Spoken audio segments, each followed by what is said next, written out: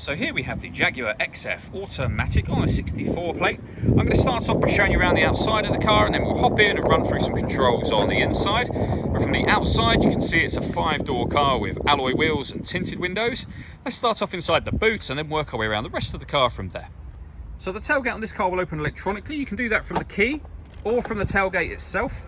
As we approach the back of the car, you'll see we have reversing sensors, loads of boot space along with that 60/40 split folding rear seat as well. Okay, so we're just going to work our way back round to the front of the car and then we'll hop in and run through some controls on the inside. But now that we've done a full circle of it, you can see it's in excellent condition the whole way round. Just briefly before we climb in, I think it's well worth seeing the interior from this exterior point of view. There's plenty to run through on the dashboard, so let's hop in and we'll do that right now. Okay, now that we're inside the car, we're going to start with the dials. On the left-hand side, we have the speedometer. We have the rev counter on the right-hand side. In the middle at the very bottom, you can see the fuel gauge, and above that, the total miles of the car, which are 54,898. At the very top of that section, it will show you what gear this car is currently in. As it's an automatic, we are in park at the moment.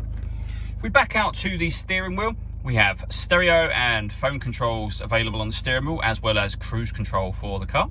Just behind the steering wheel, we have the minus and plus paddle. That is so that you can change gear manually with this automatic gearbox. Over in the center, we have the main screen for the car, so you can see that we have satellite navigation. Really nice, clear color system, very, very easy to use. You have a few kind of main buttons down the bottom.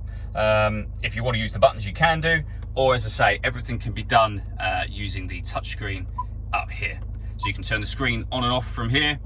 You'll be able to access your music settings and what have you as well.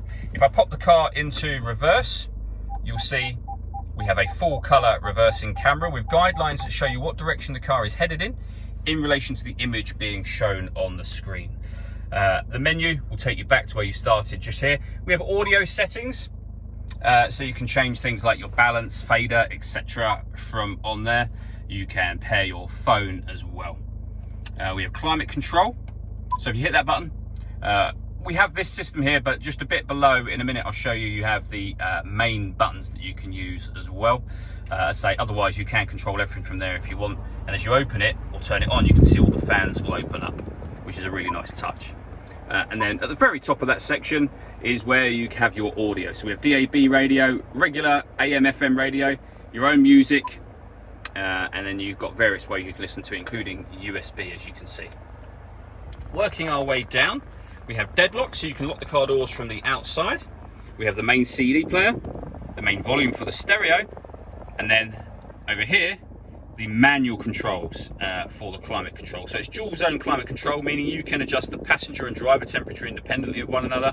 Your fan speed is adjustable in the middle just there. You can hit auto if you like. The car will then maintain the the fan speed for you to maintain the temperatures that you've asked for.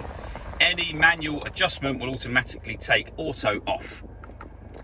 You can also turn your heated seats on just here. So we have the right seat with 3 different heat settings on each of those seats. We then have the dial, which will control the gears for the car. Start and stop button to start and stop the engine, of course. We can put the vehicle into snow mode. We can turn the traction control off from here as well. And we have an electronic handbrake.